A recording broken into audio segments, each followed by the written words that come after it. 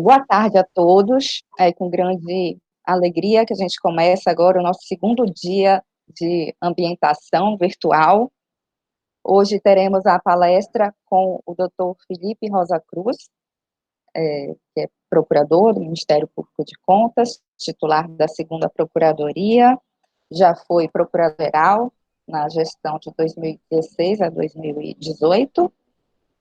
Antes dele começar, eu só gostaria de dar alguns avisos em relação ao microfone, lembrá-los de deixar sempre desligado, para que não ocasione ruídos durante a apresentação, lembrá-los sobre o nosso chat, que é para ser usado para o registro da presença, então, assim que vocês entrarem, para colocar o nome, seguido da palavra presente, e quem quiser fazer perguntas, também vai registrar isso no chat.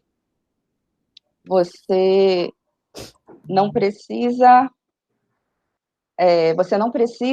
colocar a sua pergunta, mas só registrar a palavra pergunta, que os nossos monitores, a Laís ou a Karen, vão anotar a ordem de perguntas para serem respondidas ao final pelo palestrante. O chat, ele vai ser utilizado para o registro da presença de perguntas e também para, se vocês tiverem dúvidas em relação à utilização da plataforma. Pedimos que utilizem o chat somente para isso, não para ficar conversando, outras coisas, porque depois a gente recebe um arquivo e acaba ficando muito extenso. Então, a gente pede a colaboração nesse sentido. Bom, desejo a todos uma excelente tarde. A palestra de hoje vai ser muito importante, vai dar uma visão geral sobre o Ministério Público de Contas e o controle externo, e tenho certeza que vai ser muito interessante e importante para a atuação de todos vocês aqui no Ministério Público de Contas do Estado do Pará. Felipe, é com você. Obrigado, Silane. Boa tarde mais uma vez a todos os presentes. Sigamos firmes aí nessa quarentena, mas não deixando de manter esse contato que nos é tão caro, né? O que eu vou apresentar para vocês hoje, eu não chamaria de palestra, a gente vai traçar aqui algumas breves linhas do desenvolvimento histórico do controle externo e do Ministério Público de Contas. Eu não sei vocês, mas eu vou falar pela minha experiência pessoal. Durante a faculdade, você não vê praticamente nada de controle externo. Tribunais de Contas, a gente estuda ali no capítulo, no período referente a poder legislativo, inconstitucional, mas vê algo bem en passant, sem qualquer profundidade. O que dirá do Ministério Público de Contas, que é um órgão notadamente desconhecido pela grande maioria da população, inclusive no meio jurídico. Até fazer o concurso, até prestar o concurso, o primeiro concurso para o Ministério Público de Contas, vocês estão vendo ali minha contra-rega ali atrás, eu vou ter que acalmá-la, só um minutinho. Fia, não pode, filha. Então, como eu ia dizendo, até prestar o primeiro concurso para a carreira, eu não conhecia praticamente nada da instituição. Sabia, tinha ouvido falar, por ouvir dizer, que existia um Ministério Público de Contas nos tribunais de contas, o cargo seria muito bom, mas sem qualquer profundidade. O fato é que o concurso saiu, eu comecei a estudar, a me interessar pelo tema, a me apaixonar, eis que vim parar aqui. E eu acredito que a grande maioria dos atores do controle externo, de vocês principalmente, aqueles que não vêm, que não são oriundos do controle externo, viram muito pouco do controle externo, da sua origem, como surgiu, seus antecedentes históricos, o que é natural.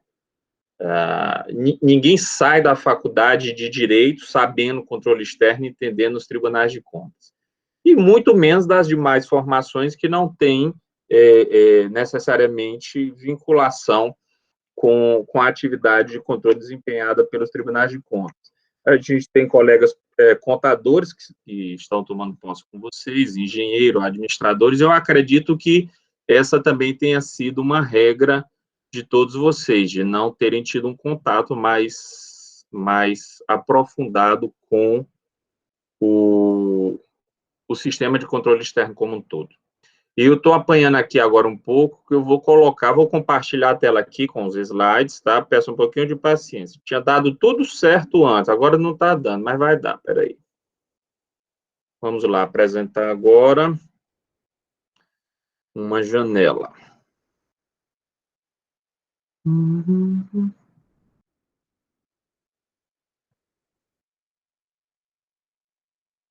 Só um minutinho, tá, turma? Vai dar certo, ó, deu. Vamos ver aqui. A tela está sendo compartilhada para vocês? Sim, doutor. Sim, perfeito. O tamanho tá bom? Vocês estão conseguindo enxergar direito?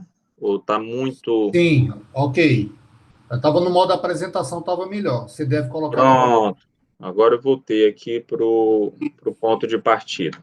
Provavelmente, doutor, você só deve ficar passando um pouco mais ali o slide para a gente ver a parte de baixo. Esse é o slide todo, que alguns podem ter texto embaixo e talvez você vai ter que dar uma backgroundzinho aí, tá? Vamos ver o que é que vai acontecer aqui. Eu peço ao pessoal do CEAF, aos monitores que estão conduzindo aí, que qualquer interrupção, qualquer falha, me chame aqui no áudio, tá? Porque... De qualquer forma, a gente vai dar o feedback. Perfeito, Pronto. doutor. Eu só estou vendo aqui a tela do PowerPoint. Então, vamos lá. Hoje a gente vai conversar um pouco sobre o Ministério Público de Contas e o controle externo, a sua origem e evolução, como eu tinha falado no começo da nossa conversa. A gente vai discorrer sobre a origem e evolução do Ministério Público de Contas brasileiro, entendendo suas finalidades e localização no desenho constitucional.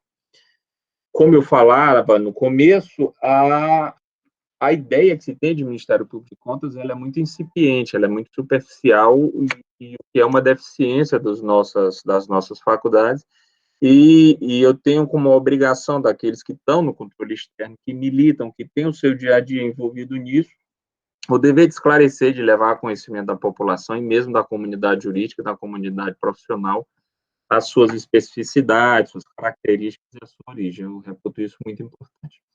Só uma dúvida aqui com a turma do CEAF. A minha imagem ainda aparece para vocês? Não, doutor, só aparece o slide. Tá, perfeito. Então, vamos lá. Vamos dar seguimento aqui. A gente vai abordar a origem e evolução do Ministério Público de Contas, seus antecedentes históricos, o atual modelo constitucional, e vai discorrer um pouco sobre o MPC brasileiro em números, para que vocês tenham uma ideia de quantos somos, onde existimos, em que proporção atuamos. Vamos dar essa visão geral da atuação desse Ministério Público de Contas tão especializado que é o nosso. Pois bem, não tem como a gente falar da origem e evolução do Ministério Público brasileiro sem falar necessariamente da origem e evolução dos tribunais de contas. Por uma razão lógica. Qual a razão de existir um Ministério Público de Contas se existir, em contrapartida, um tribunal que exerça essas atribuições de controle, e, para tanto, exijam um fiscal da lei nos moldes em que o judiciário tem. Então, o Ministério Público de Contas está para os tribunais de contas da mesma forma que o Ministério Público Comum está para o Poder Judiciário. Então, estudar a origem do Ministério Público de Contas é necessariamente estudar a origem e a formação dos tribunais de contas, encarregados que são pelo controle externo. Então, vamos dar seguimento. Até o século XVIII, a organização dos estados na Europa era eminentemente absolutista. Não havia distinção entre o público e o privado. Aquilo que o rei ordenava, o rei era quem executava, quem ordenava, quem julgava, quem condenava. E com o florescimento do iluminismo, o fortalecimento da classe burguesa, deu-se o caldeirão necessário para as revoluções liberais do século XVIII, que são classicamente conhecidas, e as maiores e as mais estudadas são a independência dos Estados Unidos, em 1776, e a Revolução Francesa de 1789, que consagraram, que encarnaram todo esse ideal iluminista, que pegava primordialmente a limitação do poder do soberano e vamos dizer assim, o abocanhamento do poder pela burguesia. E isso trouxe a reboque, nas ideias de Montesquieu, a tripartição de poderes, ou seja, o poder deixava de ser limitado, ele saía das mãos de um soberano e esse poder era repartido em poderes autônomos que se controlavam mutuamente, executivo, legislativo e judiciário. Então, essa limitação do poder político, ela foi condensada nas constituições escritas.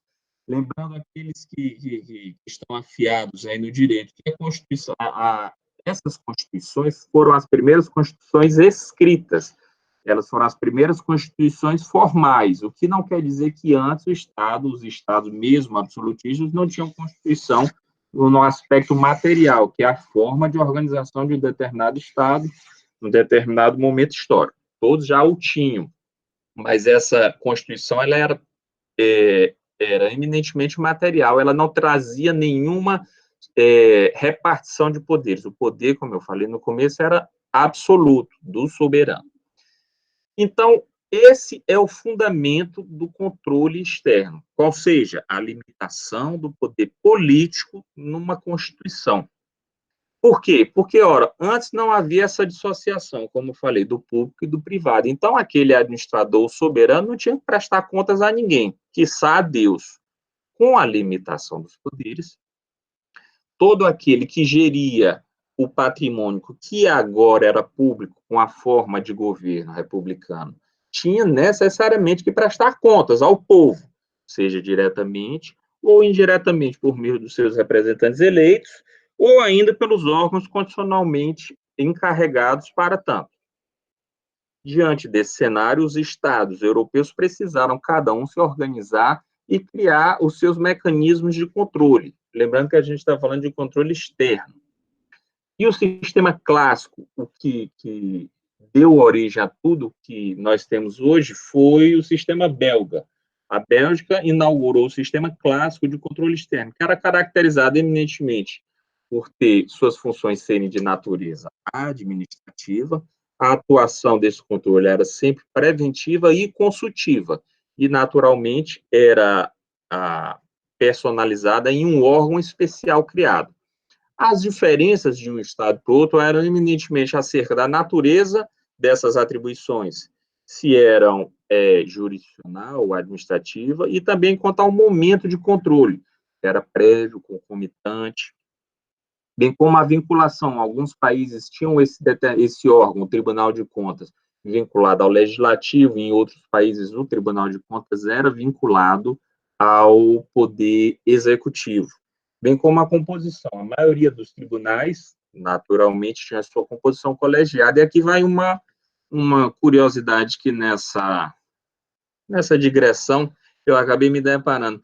Por mais que a Inglaterra tenha sido o país pioneiro em limitar o poder político do soberano, o Tribunal de Contas, entre aspas, inglês, ele era unipessoal, não era colegiado, era um órgão unipessoal, e, naturalmente, se era um órgão unipessoal, não havia falar em Ministério Público de Contas oficiando. Então, nesse aspecto, no controle externo, o sistema inglês não serve de referência e não serviu de inspiração para o resto do mundo, diferentemente de todo o resto do direito público, que sempre serviu como farol a iluminar os ordenamentos que se seguiram. Então, vamos adiante. Esse é o cenário mundial em que surgiu, em que foi gestado, em que o sistema de controle externo e os tribunais de contas encontraram suas bases e seus fundamentos. E no Brasil, os antecedentes históricos. Naturalmente, por uma razão óbvia, o sistema português de controle externo serviu de inspiração para a criação e para o desenvolvimento do nosso sistema de controle externo, dos tribunais de contas e também do Ministério Público de Contas. É interessante a gente registrar que o sistema português de controle, ele foi criado inicialmente sob as bases clássicas do sistema belga, como eu falei naturalmente, anteriormente, mas ao longo do tempo ele veio evoluindo, e com a Constituição, se eu não me engano, de 1976, de Portugal, o Tribunal de Contas português passou a integrar o poder judiciário daquela nação. Então, é uma especificidade. Para muitos aqui no Brasil, do sistema de controle seria um modelo a ser perseguido. Há discussões nesse sentido no Congresso Nacional, mas não é o que temos hoje. Então, o sistema português serviu, sim, de farol para o sistema brasileiro, mas ao longo do tempo ele foi se descolando e foi tendo características próprias, tá? E no Brasil, ora, ainda no Brasil Império, na primeira Constituição Brasileira de 1824, havia a previsão de um Tribunal do Tesouro Nacional, que a gente pode chamar como o primeiro órgão que em nossas terras exerceu o controle externo. Não exatamente como hoje, mas é o seu embrião. Então, desde 1824, existia no Brasil um órgão encarregado de exercer as atividades de controle externo. Mas por que a gente não pode chamar isso eminentemente de um controle? Porque era um órgão absolutamente subordinado ao imperador, que não tinha autonomia alguma para exercer as suas atribuições, e, além de que suas atividades eram, a sua função de controle era exercida eminentemente, era exercida basicamente de forma prévia, ou seja, antes da execução do pagamento da despesa, na sua fase de liquidação. E as suas funções, sua natureza era eminentemente administrativa. E já lá nesse órgão, nesse Tribunal do Tesouro Nacional, havia a previsão da figura do Procurador-Geral da Fazenda Nacional. Não se pode falar ainda em Ministério Público de Contas à época, e ele se parecia muito mais com o que hoje são as atribuições da PFN, da Procuradoria da Fazenda Nacional. Era a advocacia pública especializada nessa parte fiscal. Como eu falei anteriormente, não tinha autonomia alguma diante dos poderes fiscalizados. Então, é um embrião do sistema de controle, mas não exercia as funções de controle propriamente dito. Todo mundo continua me ouvindo, porque é muito estranho você falar olhando para o computador aqui, sem um feedback aqui de vocês. Sim, doutor, e a sua imagem também está aparecendo agora. Então, vou me imaginando vocês aqui. Estou olhando para a tela do PDF aqui, é bem estranho. Vamos lá.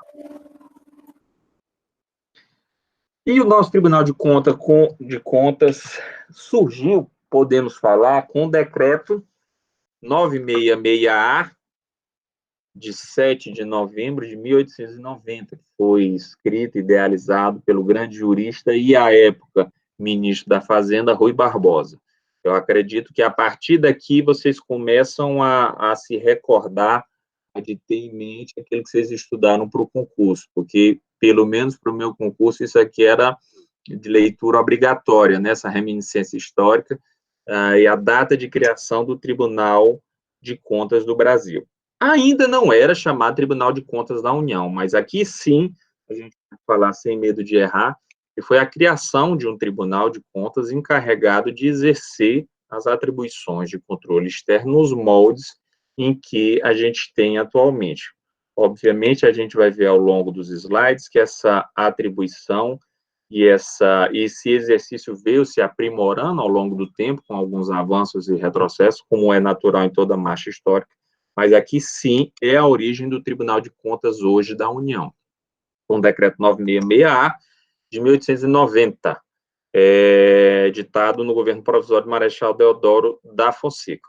Esse decreto ele foi integralmente recepcionado pela Constituição Republicana de 1891, mas uma curiosidade é que, embora criado em 1890, o Tribunal de Contas da União, que ainda não tinha essa denominação, ele só foi instalado em 1893, através do decreto 1166, uma vez que o decreto de criação exigia regulamentação para sua instalação. E é interessante a gente pescar esse trecho da exposição de motivos, porque ele registra bem como foi idealizado e o que a mente magistral de Rui Barbosa idealizou para esse nosso tribunal, para esse nosso nicho de atuação. Peço licença para ler aqui. é um corpo de magistratura intermediário à administração e à legislatura, que, colocado em posição autônoma, com atribuições de revisão e julgamento, cercado de garantias contra quaisquer ameaças, possa exercer as suas funções vitais no organismo constitucional, sem risco de converter-se em instituição de ornato aparatoso inútil. Não preciso dizer que não é o senso comum da população que essa instituição não se converteu em um ornato aparatoso inútil. Os tribunais de contas são muito criticados pela sua pouca efetividade ou pouco retorno que a sociedade, que está lá na ponta, não a gente que atua e que vê o dia a dia, mas a percepção de utilidade dos tribunais de contas ela é muito questionada, e a gente tem que assumir nossa parcela de responsabilidade nisso e lutar para mudar e mostrar que a potencialidade da função de controle ela é muito maior do que efetivamente se entrega hoje. Sigamos. Esse Tribunal de Contas ele foi criado nos seguintes pilares, nos seguintes princípios: autonomia, fiscalização, julgamento, vigilância e energia. Eu achei interessante se colocar em energia aqui. Vamos lá. Qual era a composição desse Tribunal de Contas? Ele era composto por 5 membros, dentre eles um representante do MPC, nomeado pelo presidente da República. Então, vejam vocês, essa previsão, essa composição, ela estava lá no decreto 966A de Rui Barbosa. Então, no momento em que foi criado o Tribunal de Contas, nos moldes em que a gente conhece hoje, também foi a ocasião em que houve a previsão do Ministério Público de Contas. Uma curiosidade é que essa previsão institucional do Ministério Público de Contas, ela veio 7 dias antes da previsão normativa do próprio Ministério Público Comum, do Ministério Público de Justiça. Então, quando a gente se debruça sobre essa reminiscência histórica, a gente percebe essas curiosidades, né? Você vê que o Ministério Público do Estado, o Ministério Público de Justiça, o Ministério Público da União, são o que são hoje, tem esse reconhecimento, esse alcance, e o seu embrião veio depois, ainda que apenas 7 dias, mas a criação, a institucionalização do Ministério Público de Contas, ela ocorreu antes do Ministério Público de Justiça. Eu achei isso um dado digno de registro que eu trago aqui para vocês. E o primeiro representante do Ministério Público de Contas brasileiro foi o doutor Dídimo Agapito da Veiga Júnior, primeiro procurador especial de contas, conforme consta na ata da primeira sessão solene de instalação do Tribunal de Contas do Brasil, 17/1/1893.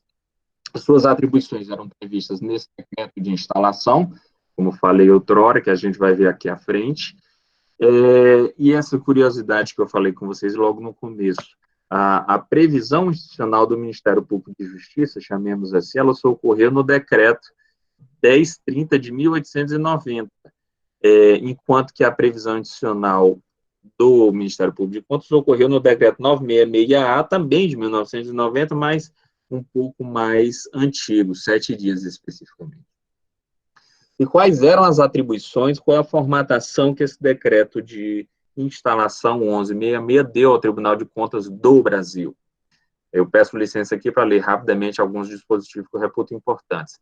A redação, a ortografia é essa mesmo, simplesmente copiei e colei, então não estranhe, não foi falha minha não, era a redação da época.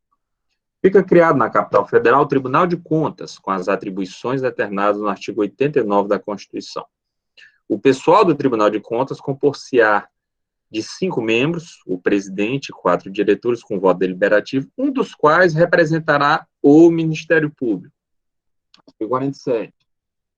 O diretor representante do Ministério Público, perante o Tribunal de Contas, deve ser formado em direito e compete. E aqui eu chamo a atenção para esse fato. Já lá, em 1892, havia a previsão, o requisito de ser formado em direito para integrar a carreira do Ministério Público de Contas.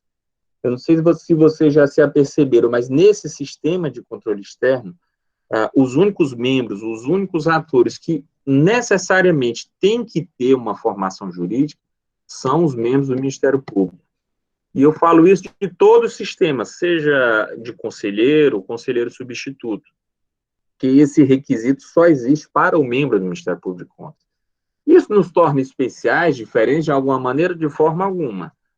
Todas as atribuições, todas as formações são igualmente importantes. Eu só chamo a atenção para isso para mostrar o grau de especialidade em que o legislador dotou essa carreira. Parágrafo primeiro, requer o que for, requerir o que for a bem dos interesses da Fazenda, responder nos processos que lhes forem continuados, dar parecer sobre os negócios a respeito dos quais for ouvido o tribunal, promover a revisão das contas. Parágrafo 5º, é interessante também comunicar ao Ministério da Fazenda qualquer dolo, falsidade, concussão, peculado, para que se possa instaurar-se o pretexto de processo criminal. Vocês podem notar aqui que as atribuições, inicialmente, elas se relacionavam muito mais com o que hoje a gente conhece com a advocacia pública, com a advocacia de Estado. E isso não é não é de se estranhar. Eu acredito que é do conhecimento de todos também, mas até a Constituição de 1988, o próprio Ministério Público de Justiça exercia essas mesmas atribuições também. Não só atuava como custos legis, como fiscal da lei, mas também exercia as funções que hoje são destacadas e são exclusivas da advocacia pública. Então, isso era o corrente à época. Tá? E, desde então, a gente vai ver agora a evolução, porque tem passado o Ministério Público de Contas. Ainda no século XIX, o Decreto 2409, de 1896, trouxe um capítulo dedicado ao Ministério Público de Contas, com a previsão expressa de sua independência funcional. Aqui, mais uma vez, a previsão expressa da independência funcional do Ministério Público de Contas, ela veio antes dessa mesma previsão para o seu congênito, para o Ministério Público de Justiça. O que hoje ainda tem algumas interpretações enviesadas que teimam em questionar, já estava plasmado no diploma legal, diploma normativo, há mais de um século. Vejam vocês que ironia. E esse mesmo decreto, no artigo 87, previa: é lícito ao representante do Ministério Público solicitar do presidente, dos diretores do Tribunal de Contas, qualquer repartição pública, os esclarecimentos, informações e certidões que precisar para o exato exercício de suas atribuições. Mas por que você colocou isso aqui, Felipe? Também para chamar atenção para algo que vira e mexe é questionado nessas interpretações acrobáticas. A gente já se deparou com isso aqui na nossa atribuição, no nosso ofício diário, de, ao enviar ofícios requisitórios para jurisdicionados, para administradores, termos questionados esse poder requisitório, vejam vocês. E, mais uma vez, há mais de um século, isso já estava normatizado. Mas, talvez por não ter tido não ter sido tratado de forma pródiga pela Constituição de 88, como o foi o Ministério Público de Justiça, isso tenha se perdido e esse referencial normativo não tenha sido utilizado, não venha sido utilizando essa evolução histórica para balizar a interpretação que deve recair sobre as atribuições desse órgão ministerial tão especializado. Continuando, já no século XX, o decreto 3454, ao prever a divisão do Tribunal de Contas do Brasil em duas câmaras, também aumentou o quadro de pessoal do Ministério Público de Contas, que inicialmente era composto exclusivamente por um membro, né? E com isso criou a previsão de uma carreira própria. Esses membros do Ministério Público de Contas eram nomeados pelo presidente da República, insuscetíveis de demissão ad nutum, e tinham as incompatibilidades para o exercício da advocacia quando em conflito com o Estado. Volto a repetir, a mesma especificidade que o Ministério Público de Justiça tinha até 1988, com o advento da Constituição Cidadã. Continuando a margem histórica, lá no Estado Novo, Getúlio Vargas, houve um retrocesso nas atribuições do Ministério Público e do controle externo como um todo. Mas o que é digno de se registrar nesse período, que com a Constituição de 1934, colocou os tribunais de contas, o Tribunal de Contas do Brasil, então assim chamado, o colocou dentro do Poder Judiciário. Vejam vocês, isso foi algo também que me chamou a atenção, né? Embora essa Constituição ela nunca tenha entrado em vigor, porque Getúlio Vargas se negava a realizar o plebiscito que nela era previsto, esse registro fica para a história, né? Então, o Tribunal de Contas do Brasil já esteve formalmente previsto dentro do Poder Judiciário. E seguindo, já com a redemocratização, em 1949, teve-se o advento da primeira lei orgânica do Tribunal de Contas do Brasil, que voltou à configuração que lhe era dada antes da era Vargas, chamemos assim, e a configuração institucional voltou a ser sólida como antes. Deu-se o advento do regime militar e, com ele, também algumas novidades, algumas evoluções, podemos chamar assim, no sistema de controle externo, quais sejam. O sistema passou a ser predominantemente posterior à despesa, houve a previsão e a criação do controle interno, que até então não existia, e foi com a emenda constitucional número 1 de 69, que muitos consideram também uma Constituição, que se passou a cunhar o termo Tribunal de Contas da União. Além do que, houve a denominação dos cargos do Ministério Público de Contas lá naquele tribunal como subprocuradores gerais. Salvo engano, hoje é apenas subprocurador de contas, não tenho certeza se ainda permanece os gerais, mas os colegas do Tribunal de Contas da União são designados, o cargo é designado de subprocurador. Então, a primeira vez em que o termo Tribunal de Contas da União foi previsto no diploma, ocorreu com o advento da emenda constitucional número 1 de 69, lá no regime militar, e desde então permanece com essa denominação. Mudou-se a denominação, mas a essência é a mesma. Não houve nenhuma viragem de atribuição, com exceção dessas que eu nominei para vocês. Vamos continuar aqui. E no atual modelo constitucional, o que é que a gente tem? A Constituição de 1988, nossa Constituição Cidadã, ela foi pródiga ao conferir aos tribunais de contas, ao sistema de controle externo e aos tribunais de contas, a mais ampla gama de atribuições e de ferramentas para exercer seu munus público. Se vocês perceberem lá no capítulo do controle externo, do artigo 70 ao 75, a similitude, o paralelismo com os tribunais de justiça, ela é absoluta. Então, os tribunais de contas foram aquinhoados com uma ampla gama de poderes, de possibilidades. E eu costumo brincar que no dia em que os tribunais de contas se assenhorarem dessas atribuições e a aplicarem com desassombro, a perspectiva e a ideia que se tem do controle externo dos tribunais de contas, ela vai sofrer uma viragem de 180 graus, porque ferramental não falta. Mas e o Ministério Público de Contas? Ele foi, vamos chamar, presenteado com essas mesmas atribuições? Não foi. Andou mal nesse passo ao Constituinte originário, porque a previsão do Ministério Público de Contas, ela ocorre em um único artigo. Eu vou tentar colocar aqui para vocês, deixa eu ver se eu consigo espelhar a tela para que vocês tenham a visão do... Não consigo, não. O que é que está projetado ainda para vocês, meus caros? Aí vocês podem me ajudar? O PowerPoint, doutor. Ainda está o Atual PowerPoint? modelo funcional. Isso. Então eu mexo aqui, mas não saiu lá. Então vamos lá.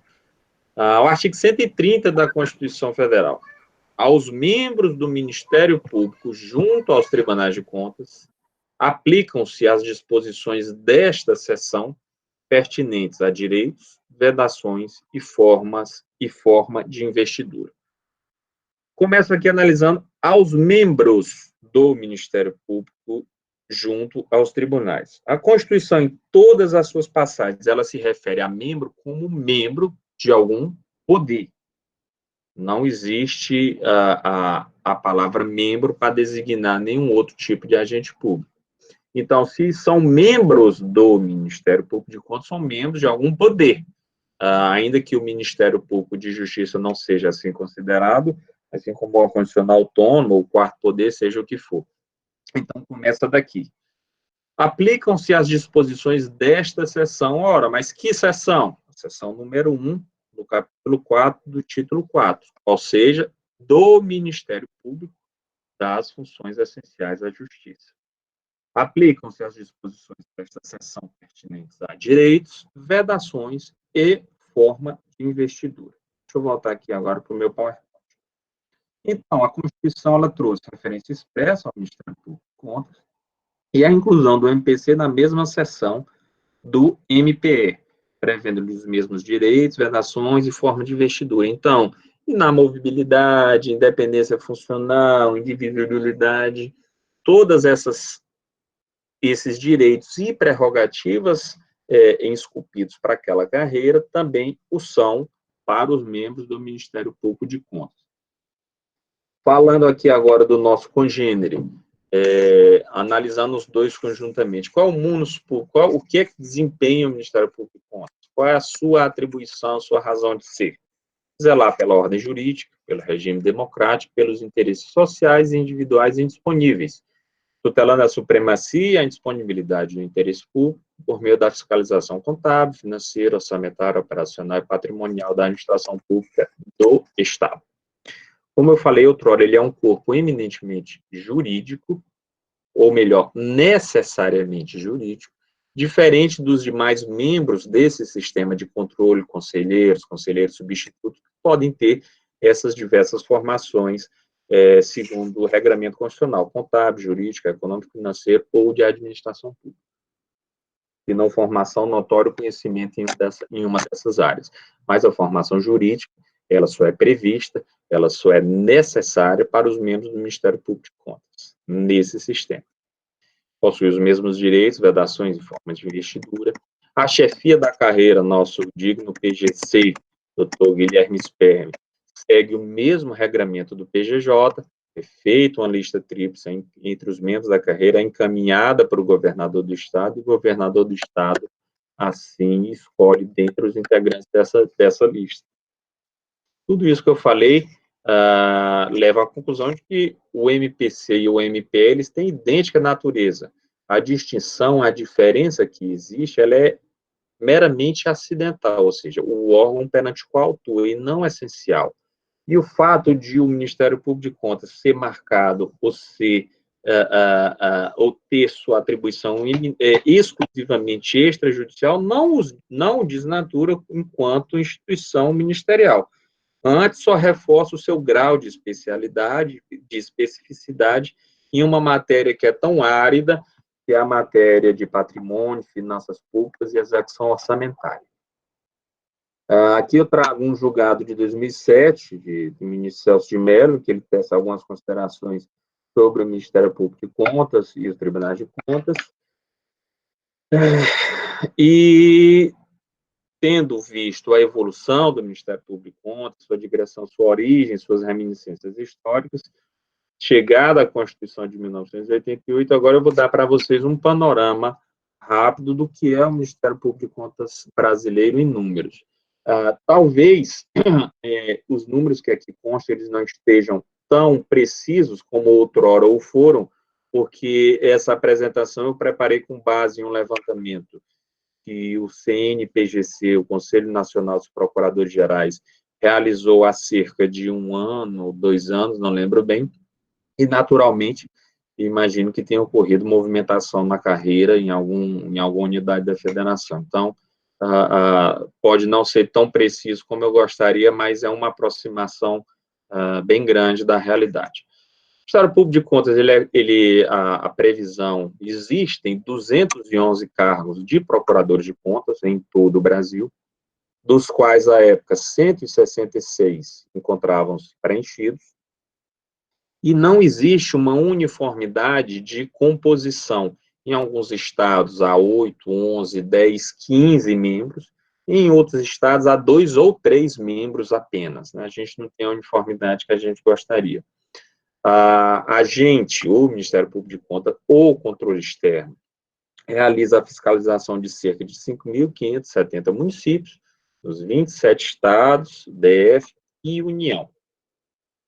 Ele está presente em 32 dos 33 tribunais de contas existentes do Brasil. Pasmem vocês que São Paulo, que é uma referência nacional em economia e mesmo no direito, com a Universidade de São Paulo, enfim, berço de grandes juristas e de grandes administradores, de destacados nomes na política nacional, não tem no Tribunal de Contas do município, não no Tribunal de Contas dos municípios, não tem a figura do Ministério Público de Contas. Isso é objeto de questionamento no Supremo, de várias ADIs, mas dos tribunais de contas, dos 33, apenas o TCM de São Paulo não existe assento do Ministério Público de Contas. E a autonomia plena? A autonomia plena, a gente só pode... A autonomia plena a que eu me refiro é a autonomia administrativa, financeira e orçamentária. Porque a autonomia, a independência funcional, ela é inerente, como vocês viram, ela existe há mais de um século. Então, todos os colegas procuradores Brasil afora têm garantida, assegurada, consolidada a sua mais absoluta autonomia funcional. Mas, enquanto instituição, nós só podemos falar em autonomia plena em 2 estados. Esse 3 aqui está equivocado, Pará e Roraima. Mas a gente pode considerar 3 se a gente colocar na conta também o Ministério Público de Contas dos municípios aqui no nosso TCM. O Tribunal do Pará é um dos 4 que tem Tribunal de Contas dos municípios, e lá também, como aqui no Estado, nós temos a mais irrestrita autonomia administrativa, orçamentária e financeira. Vejam vocês que o concurso de vocês foi presidido, foi contratado, foi tocado pelo Ministério Público de Contas. O plano de carreira de vocês, ele foi encaminhado à Assembleia Legislativa do Estado do Pará, nossa ALEPA, por nós, membros, pelo colégio. Ele foi gestado, ele foi discutido, ele foi formatado única e exclusivamente por nós. A atuação do Ministério Público de Contas do Pará, ela é absolutamente independente. A administração do Tribunal de Contas do Estado, assim como imagino eu a do Tribunal de Contas dos municípios, não tem qualquer interferência no dia a dia, nas questões administrativas, orçamentárias, na condução da máquina administrativa, no relacionamento com seus servidores, no projeto que a gente tem para a instituição. Então, contem isso também como um ponto muito positivo para se trabalhar no Ministério Público de Contas. A gente tem essa mais irrestrita autonomia e o que nos dá também uma responsabilidade muito grande, porque isso é buscado pela grande maioria dos colegas Brasil afora. Nós aqui já temos há mais de 60 anos, como a Silane vai discorrer para a gente amanhã. Então, isso é um motivo de muito orgulho e também de muita responsabilidade. Não se enganem vocês, mas colegas Brasil afora não fazem força para conseguir essa autonomia administrativa, orçamentária e financeira. Você fala, mas por que, Felipe? Como assim? Não é bom ter autonomia? Não é bom você poder ser vamos falar vulgarmente, o dono do seu nariz e poder tocar a sua administração da forma que você entender é ótimo, mas em contrapartida traz responsabilidade, porque você se torna também gestor. Você deixa de ser apenas o fiscal, aquele que aponta, aquele que procura corrigir, aquele que aciona, aquele que representa, aquele chato, e passa a estar do outro lado, com a caneta na mão. E suscetível, naturalmente, aos mesmos erros, ao mesmo controle que todo e qualquer gestor do Estado. Então, é uma faca de dois gumes, mas tenho certeza que os benefícios, eles superam em muito a responsabilidade e que deve existir, que é inerente a qualquer órgão, a qualquer cargo político que se pretenda ocupar, não é mesmo?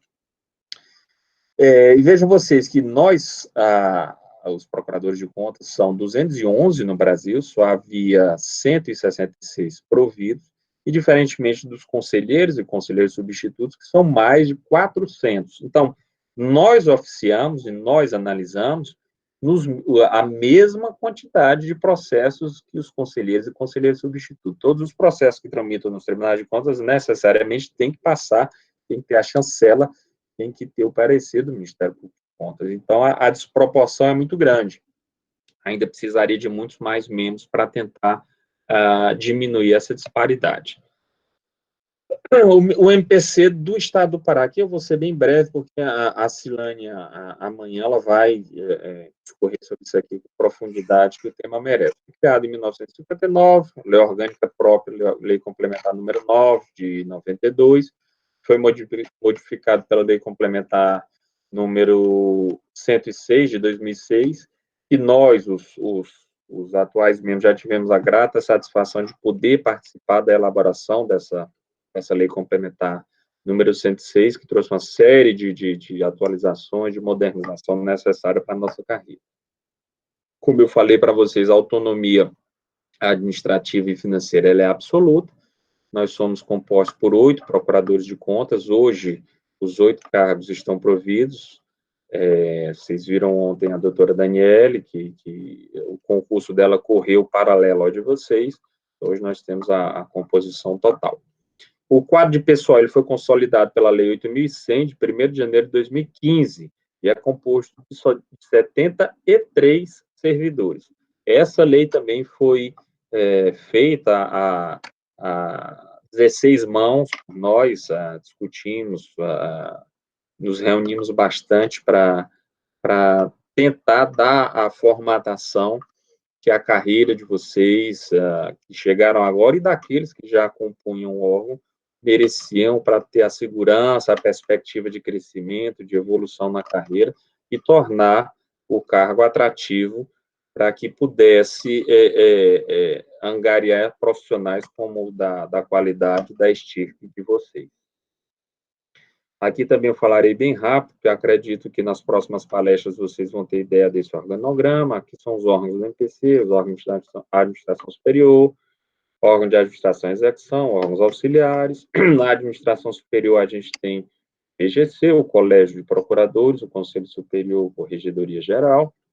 E como órgãos auxiliares nós temos os CAOS, que hoje é apenas um, não sei se ainda está essa denominação CAOS, mas nós temos o CAO, a Comissão de Concurso, que é um órgão temporário, que já se desfez, o CEAF, Centro de Estudos e Aperfeiçoamento Funcional, os órgãos e serviços de apoio técnico e administrativo e os estagiários. Amigos, como é que a gente está de tempo aí, pessoal? Minha atuação aí, doutor. 49. Pronto. Deixa eu falar para vocês. A apresentação, ela seguia aqui mais um pouco, mas ela caminhava mais para aspectos atinentes à nossa atividade finalística, à tramitação processual, e eu acredito que isso aqui também possa ser mais bem discutido nas apresentações, nas palestras que se seguirão aqui ao longo dessa semana. Mas eu quero terminar só com essa frase que eu gosto muito, de um ensaísta e poeta americano, que dizia, e eu acho que tem tudo a ver com a nossa atribuição. Diz ele que os maiores crimes de hoje implicam muito mais manchas de tinta que de sangue. Então, meus caros, nós estamos numa posição estratégica no sistema de controle, temos todo o ferramental e as condições de desempenhar um trabalho de excelência e que dê para a sociedade todo o retorno desse dinheiro tão suado que ela investe em nós. Sejam muito bem-vindos, espero que tenham gostado da apresentação, que eu tenha me feito entender, apesar dessa formatação aqui tão estranha de você falar olhando para a tela do computador, mas eu acredito que eu consegui passar uma ideia de toda a evolução do controle externo, da origem, evolução dos tribunais de contas, do Ministério Público de Contas, e dei para vocês aqui um panorama da nossa formação histórica até os dias atuais. Era isso que eu tinha para falar para vocês. Se tiver alguma dúvida que eu possa e que eu saiba esclarecer, fiquem à vontade.